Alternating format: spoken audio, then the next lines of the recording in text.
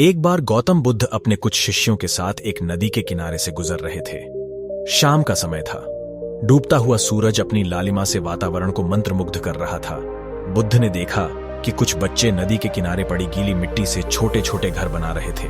वे बच्चे इतने खुश थे कि जैसे उन्हें सब कुछ मिल गया हो, अब उन्हें और कुछ नहीं चाहिए। वे अपना घर बनाने के काम में पूरी तरह तल्लीन हो गए, उसी में खो गए। यह देखकर बुद्ध और उनके शिष्य वहीं खड़े होकर बच्चों का यह खेल देख रहे थे। फिर थोड़ी देर बाद एक बच्चे का पैर दूसरे बच्चे के बनाए हुए घर से टकराया और उसका मिट्टी का घर टेढ़ा हो गया।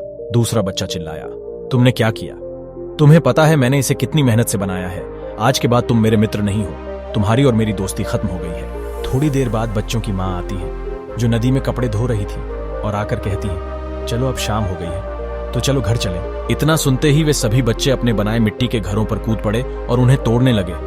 वे खुशी से चिल्ला रहे थे और मिट्टी के घरों पर कूद रहे थे, जो बच्चे कुछ देर पहले तक मेरा घर तेरा घर कर रहे थे। अब इनमें से किसी को भी इस बात का अंदाजा नहीं था कि कौन किसका घर तोड़ रहा है। कुछ देर उछल कूद करने के बाद वे बच्चे एक दूसरे के कंधे पर हाथ रखकर मजाक करते हुए वहां से चले गए। जब तक उन बच्चों को विश्वास था कि यह घर उनका है, तब तक उन बच्चों के बीच झगड़े होते रहे। उनकी दोस्ती भी टूटती रही। लेकिन जैसे ही बच्चों को पता चला कि रात होने वाली है और अब उनका अपना असली घर जाने का समय हो गया है, तो बच्चों का मिट्टी के घर से मोह खत्म हो गया और उन्होंने खुद ही कूदकर उसे तोड़ दिया और खेलते खेलते अपने अपने घर चले गए। बुद्ध और उनके शिष्य इस घटना को पूरे ध्यान से देख रहे थे, लेकिन बच्चों को जाता देख बुद्ध मुस्कुराने लगे। तो शिष्यों ने बुद्ध की मुस्कुराहट का कारण पूछा। गौतम बुद्ध ने कहा, हमारे जीवन के साथ भी यही होता है। जिस व्यक्ति ने यह स्पष्ट रूप से देख लिया कि उसे यहां मरना है, रात होनी ही है, उसे आज नहीं तो कल अपने मूल घर वापस जाना ही होगा। उस व्यक्ति का इस संसार के प्रति सारा मोह, सारा रस समाप्त हो जाता है। जैसे जब उन बच्चों को एहसास हुआ कि यह उनकी ही बनाई अपनी दुनिया है, जिसमें वे कुछ समय के लिए खो गए थे। उनका असली घर कहीं और है, तो उन्होंने खुद ही उन मिट्टी के घरों को तोड़ दिया और उनसे मुक्त हो गए। बुद्ध ने आगे कहा, लोग मुझसे पूछते हैं कि हमें संसार से मुक्ति कैसे मिलेगी, जबकि तुम्हें मुक्त होने की आवश्यकता नहीं है। तुम पहले से ही मुक्त हो। बस तुमने यह स्वीकार कर लिया है कि तुम संसार से जुड़े हुए बैठे हो। ये तो बस एक सपने की तरह है, जिस सपने को आप सच मानकर जिए चले जा रहे हो। लेकिन यह सपना भी एक दिन टूट जाएगा, क्योंकि आखिरकार सारे सपने टूट जाते हैं।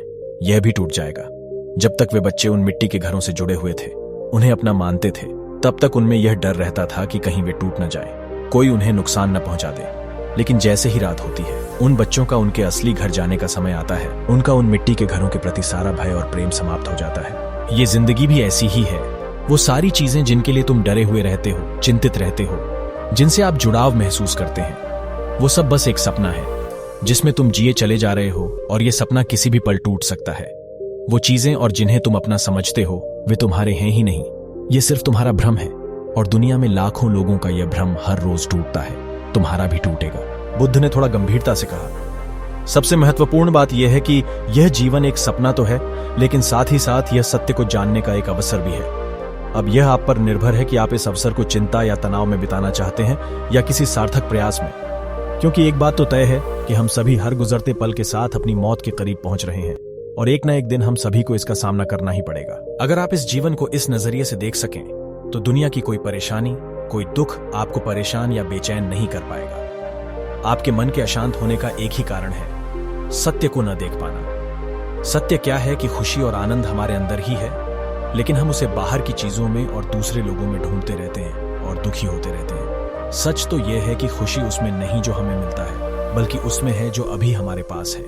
सत्य क्या है कि खुशी कुछ करने या पाने से नहीं आती, बल्कि खुश रहना हमारा स्वभाव है। सत्य क्या है कि जिंदगी बीत रही है और हम अभी भी कुछ नहीं कर रहे हैं, इसलिए मन अशांत है।